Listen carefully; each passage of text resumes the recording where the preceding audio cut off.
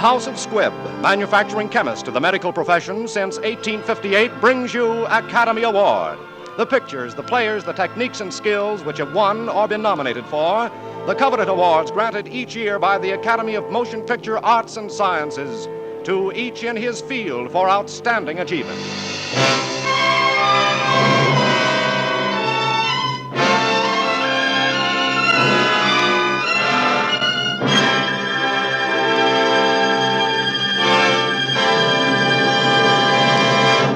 The House of Squibb, makers of the great family of Squibb medicinal products, today brings you John Garfield in Pride of the Marines with Rosemary DeCamp. Pride of the Marines is the dramatic picture which was nominated for the 1945 Academy Award as the best written screenplay of the year. Our star, Mr. Garfield, was nominated as the best supporting actor of the year for the 1938 Academy Award.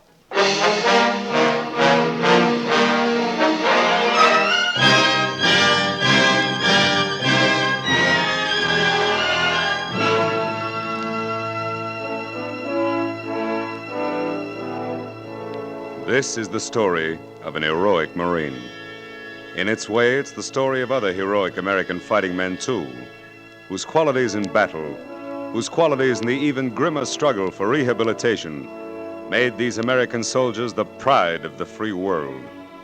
This is the story of a boy who's the pride of the Marines, Al Schmidt, United States Marine Corps.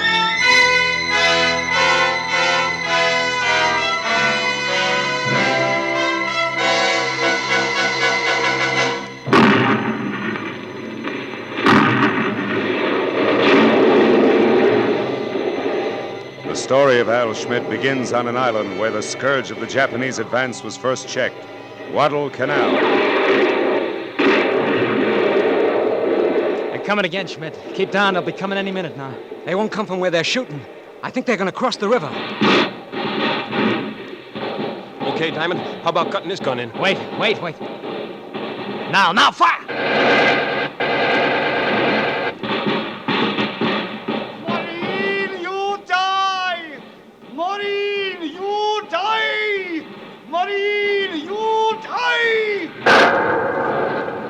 Watch those hand grenades. Let them have it. Oh! They got Johnny!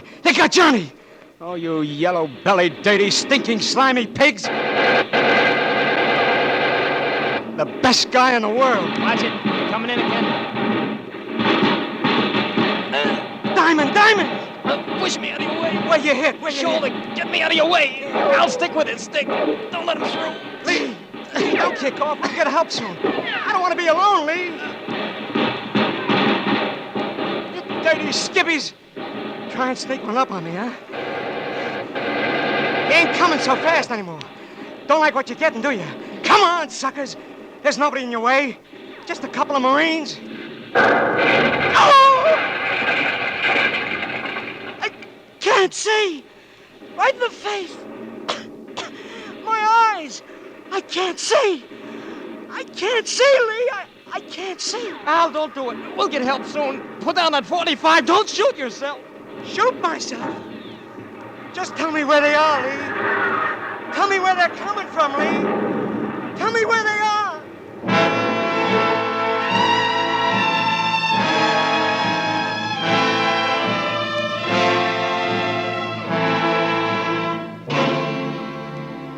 Back home, a Marine sweetheart gets a letter from a sailor aboard a hospital ship. A girl back in Philadelphia hears about Al Schmidt.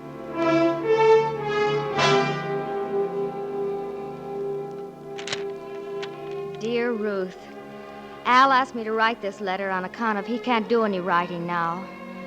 I am a sailor and am taking care of his legs. An infection. But that's clearing up. I will tell you honestly and truly, though, that he is a hero. And I do mean hero. Al says he will be coming home one of these days and hopes to see you real soon. Lots of love, Al Schmidt. You see, folks, he says Al's all right. But then why couldn't Al write himself?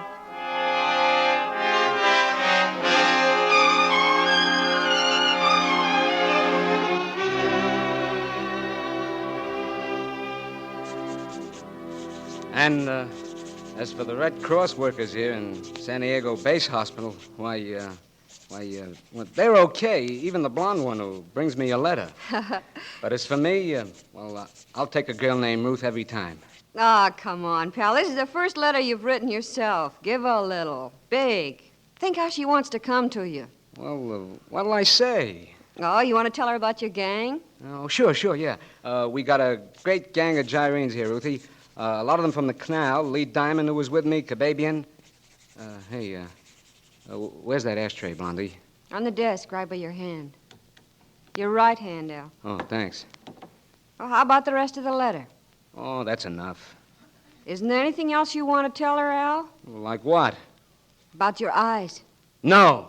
Well, she'll have to know sometime. Look, after I have my operation, after I can see again, well, then I'll tell her. Then it'll be a big laugh for the both of us, understand? You know there's an operation scheduled for you tomorrow morning. Well, sure, they told me. Bet you thought I'd be scared or something. Well, this is what I've been waiting for. This is going to fix me up. Al, the doctor doesn't promise you'll be able to see after this operation. Maybe you'll... He doesn't have to promise. I know them doctors. Like the one on the ship who was always saying I might lose a leg from blood poisoning. Did I? Here, add something to that letter, will you, Ruthie? Here, to Ruthie. Ruthie, I've been holding out the best news to the end. You keep asking me why I don't write to you myself. Well, the reason is my hands. I caught some shrapnel in them like a dumb bunny. But any day now, you'll be getting a letter every day written by yours truly himself. Al, this isn't any good. You're just storing up trouble for yourself, for both of you. Don't be a killjoy, Blondie. Here I am on top of the world. And take this from me, will you? It won't be long before I come walking up the steps of your house, Ruthie. And don't you worry about my hands, baby. When I get them on you, you'll know they were all right. Gosh, sweetheart, I can hardly wait to see you. I'll say it, Al. Just make believe I'm a typewriter. Don't be embarrassed. I can hardly wait to kiss you for the first time, honey. I never told you what I feel like when you're in my arms. Looking up at me with your eyes with that kind of funny, wonderful light in your eyes. Like you did on that railroad platform when I went away. Say it, Al. Lots of love, your brown-eyed devil. She used to call me that once. It's a kind of joke between us, see? Yeah. Blondie, look at this picture. Ain't that a nice face, though, ain't it? Here, come here, take a look. Now, Smitty, I just looked at it a little bit ago. Well, don't rib me. I only showed it to you once. Yeah, it's a very nice face, Al. A guy could lean on a girl like that. A Marine don't lean on anybody. If there's any leaning to be done, the female sex the weaker, ain't it? Well, most people lean a little on somebody. Nobody stands alone. Well, you just let me have that operation, Blondie. I'll stand alone. You just watch me.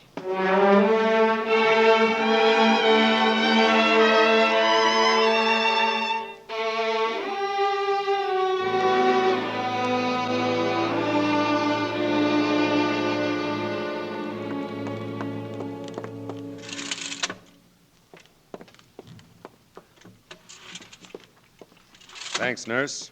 Well, I guess we're ready for you now, Smitty. Not too soon for me, Doc. I'm busting at the seams. It's been the longest 3 weeks of my life. Now, look, Smitty, don't expect to see the minute the bandage is off, huh? I've darkened the room so as not to... Okay. You told me that, Doc. Just get it off, will you? Now, I'm not making any promises either. The healing process is... Okay, but let's try it. Please. Bandage is off now. No.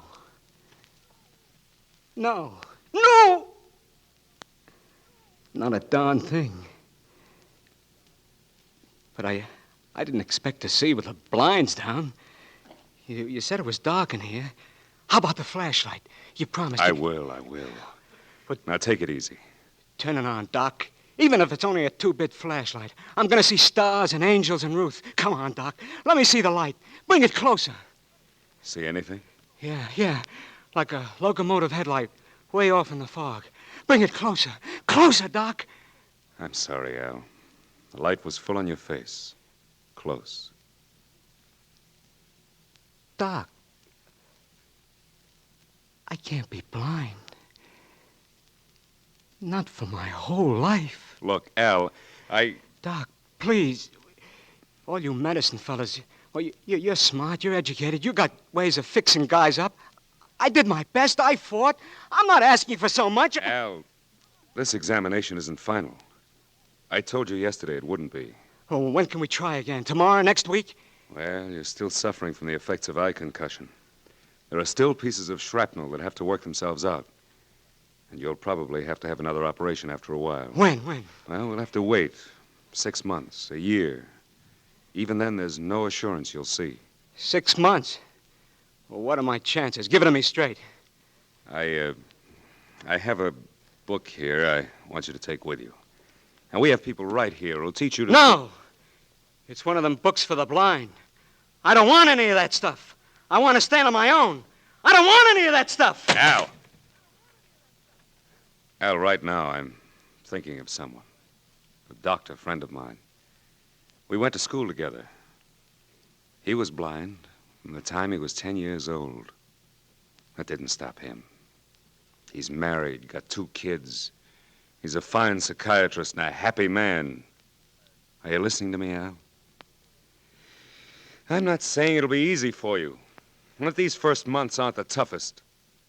But people get the wrong idea about blindness. A blind man is not helpless.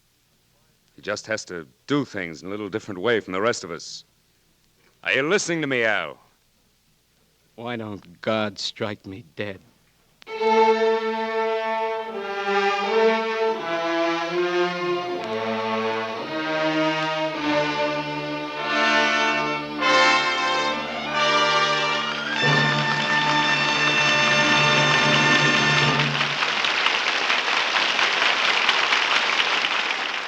In just a moment, you will hear the second part of Academy Award. Back in the days of the Civil War, the House of Squibb was founded to do what had never been done before, to produce with scientific care drugs of tested purity and efficacy. Since then, through 4 other wars and all the years of peace, the list of Squibb products has grown to include not only life-saving drugs, but everyday items for your medicine cabinet, produced to similar standards of perfection. Squibb Dental Cream, for example, has to pass more than 100 separate tests to ensure its high quality. And you can taste, feel, and see the refreshing difference when you use Squibb Dental Cream. You'll like its cool, minty flavor, its brisk, mouth-refreshing action, the way it reveals all the natural sparkle of your smile. For the special polishing agent in pure Squibb Dental Cream is one of the safest, softest, yet most effective known to dental science. No wonder so many prefer the dentifrice that's 3 ways refreshing. Taste, feel, and see the refreshing difference. Try it yourself. Ask for Squibb Dental Cream. Before continuing with the second part of Pride of the Marines, we want to thank Warner Brothers for making this story available. We also wish to congratulate Warner Brothers Studio, which on August 6th will celebrate the 20th anniversary of Sound Pictures.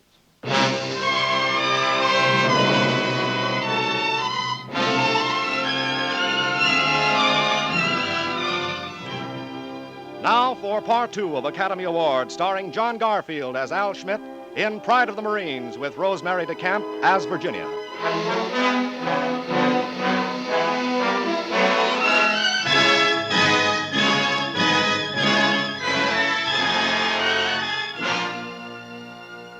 Nurse, come here. I want to get this over with quick. Listen, Al. You got your pencil? Yes. Dear Ruth. What harm will it do to think it over for another week? What good will it do? I made up my mind last night. Your mind's made up. Well, how about giving Ruth a chance to decide for herself? To decide what? How to ruin her life? Look, she's worked hard all her life. Me, the big shot. I was going to give her all the things she never had. She wasn't going to have to work anymore. What can I give her now? But, Al, I won't have her being a seeing-eye dog for me. Oh, how do you know she'll feel that way about it? At least tell her the truth, Al. Find out what she wants. She's not going to stop loving you, writing to you. Then send her letters back. Suppose I do give her a few bad days. She's pretty. She'll meet another guy. She'll fall in love. You going to write the letter for me? Or do I have to ask Lee Diamond? I'll write it. Go ahead. Dear Ruth, I guess this letter's going to be a kind of surprise, but I might as well give it to you straight. I'm not coming back to Philly. Not now, not ever. And as for getting married, I've decided, well, it just ain't up my alley. I hope you'll be happy, and I hope you get yourself another boyfriend real soon. Yours, Al Schmidt.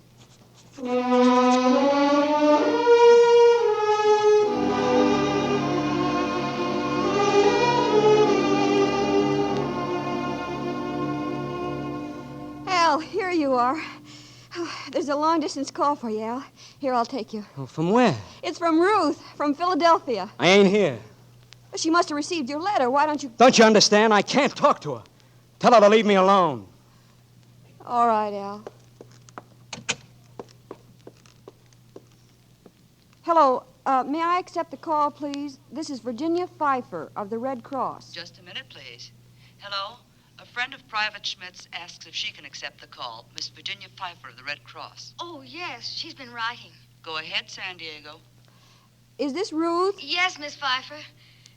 I got Al's last letter. He's not breaking off with you because he doesn't love you, Ruth. Believe me, he does. Well, then why? Get set for a very bad shock, Ruth. What is it? Al has completely lost the sight of one eye and may never regain sight in the other. That's why he broke with you. He's afraid of becoming a burden. Do you understand now? Hello? Ruth? Yes. There's one thing I'd better find out, Ruth, and you can think it over if you want to. It'll make a difference in helping Al. Do you still love him? Do you want him? I mean, as a husband. Oh, yes. Yes, I do. Remember, he may be totally blind for the rest of his life. Well, what does that matter? You don't want to think it over? Think what over? I didn't fall in love with his eyes, not the color of his hair. I fell in love with him, with a man, with Al. That hasn't changed because something has happened to his eyes.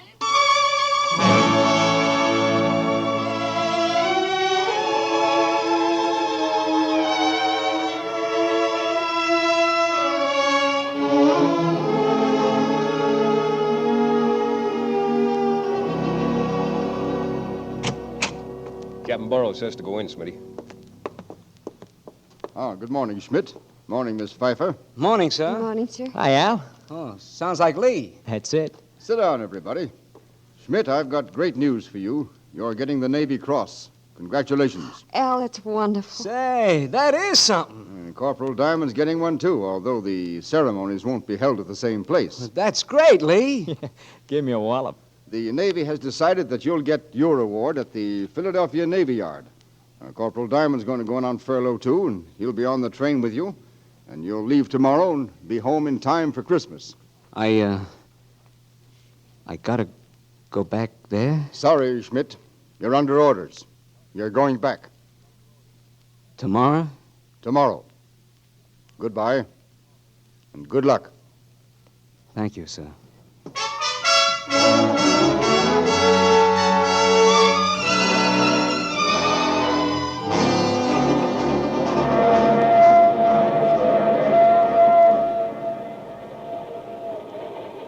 Where are we, Lee?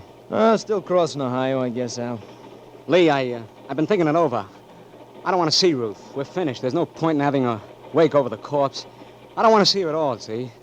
You send a telegram for me. Tell Ruth not to come to the station. Look, Smitty, that's not fair. She probably planned a Christmas celebration. You're going to see her. Lee, you send that wire. Okay. I'll send it. First, I got something on my chest. Al, back there in the canal, I thought something about you. I never told you. It was after you got that grenade in your face. Toward morning it was, when we thought them Japs were coming in on us. You remember what you did, Al? You pulled your .45, and I thought you meant to kill yourself. You kept yelling, "Tell me when they come in, Lee. I can't see, but you tell me where they are, and I'll shoot them." Al, I was scared to death then, laying on the ground, waiting for a Jap bayonet. But I couldn't help thinking something. I thought that kid Smitty has more guts than any man alive. But I was wrong, Al. I think you're only hopped up by excitement like you're taking a shot or something. I don't think you got guts, Al. I think you're kind of yellow. You haven't got the guts to see Ruth. Shut up! Shut up! You're a stinking liar. You're talking because you know I can't crack you in your lying face. Okay. Just ask yourself a question. Would you do it over again if you knew you were going to be blind, Al? Would you join up? Would you ask for combat instead of shore duty? Would you do it over again? Al, listen to me. Sure, you're in a tough spot, but it's not peaches and cream for everybody else. What problems have you got? You're in one piece, ain't you? Your wife don't have to turn over on her insides when she sees you. When you go for a job, there ain't nobody gonna say, we got no use for ex-heroes like you. That's what you think. Sure, there'll be some guys who won't hire you even when they know you can handle a job, but... Al, there's some who won't hire me because my name is Diamond instead of Jones. Because I celebrate Passover instead of Easter. Al, don't you see what I'm talking about? You and me, we need the same kind of a world. We need a country to live in where nobody gets booted around for any reason. I'm all mixed up. Mixed up and scared. Dragging at the heels and yellow. Oh, no, Al, no. I wasn't telling the truth before. You're not yellow. You're a swell guy, a wonderful guy. You're a pure sort of guy if ever I saw one. But, Al, don't leave all your guts behind on Guadalcanal. Okay, Lee. But now we send that wire. Al, didn't what I say mean anything to you? Yeah. But I'll still send that wire.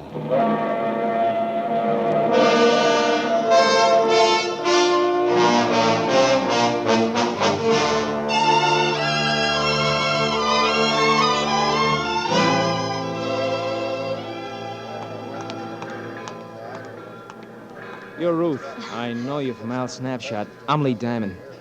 Didn't you get his telegram? Yes, I did. But I decided to come down to the station anyway. Oh, Lee, help me. I've got to get him back where he lived, amongst his friends. He's got to know. He's pretty set on not going. Where are you taking him now? The Navy hospital. He's got to come home first, even for just an hour. Well, if he won't go with you, he won't.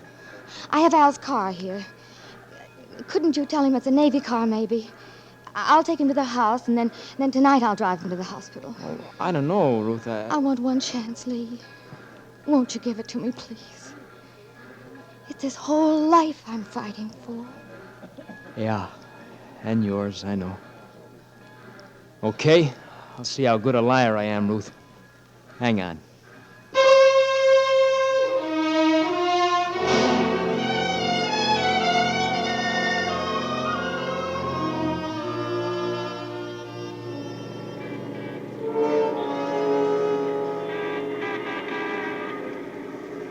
Boy, sounds like Philly, all right.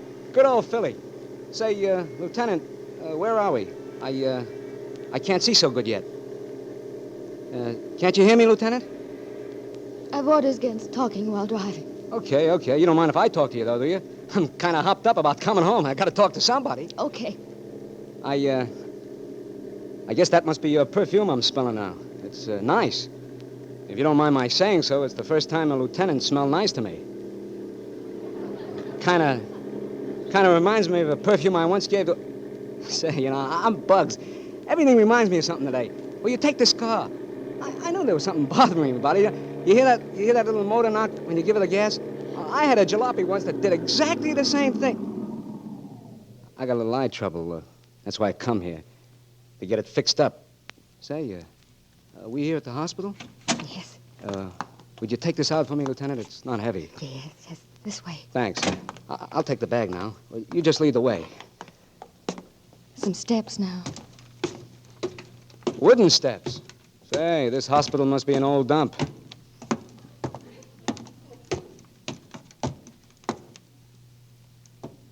That's all. Was something holding us up, Lieutenant? Al. Ruth! I thought there was something familiar. Al, I had to do this. What's the use? It's no good. Al, it's Christmas Eve. Come on, Al, you've got to come in. You're home.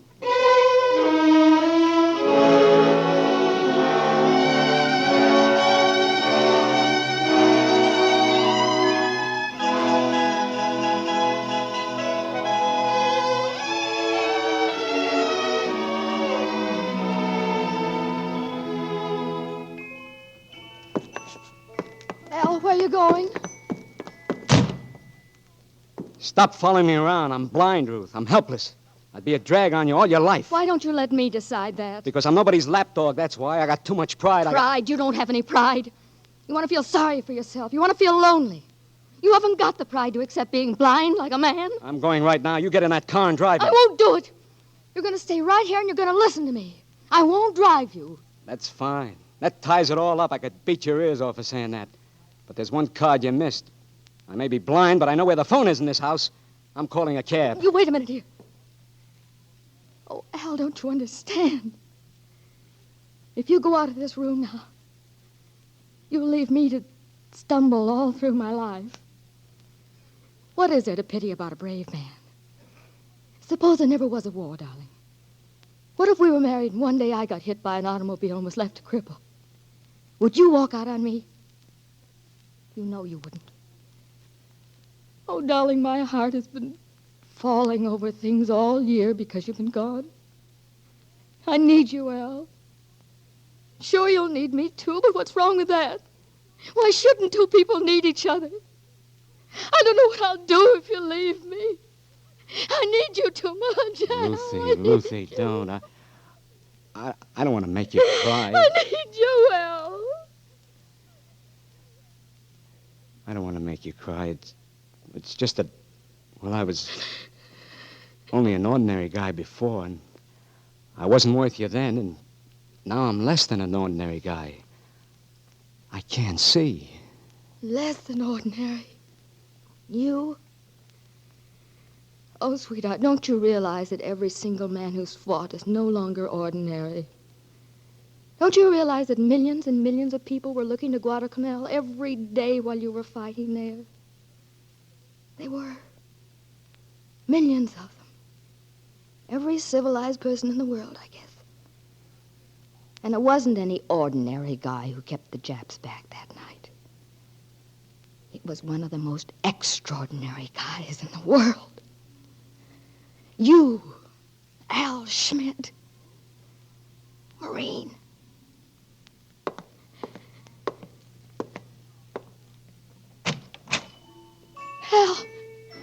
Al, where are you going? I guess I'd better unpack that kit, Ruthie. Oh, Al. Oh, Al. Well, looks like I'm home for keeps, baby.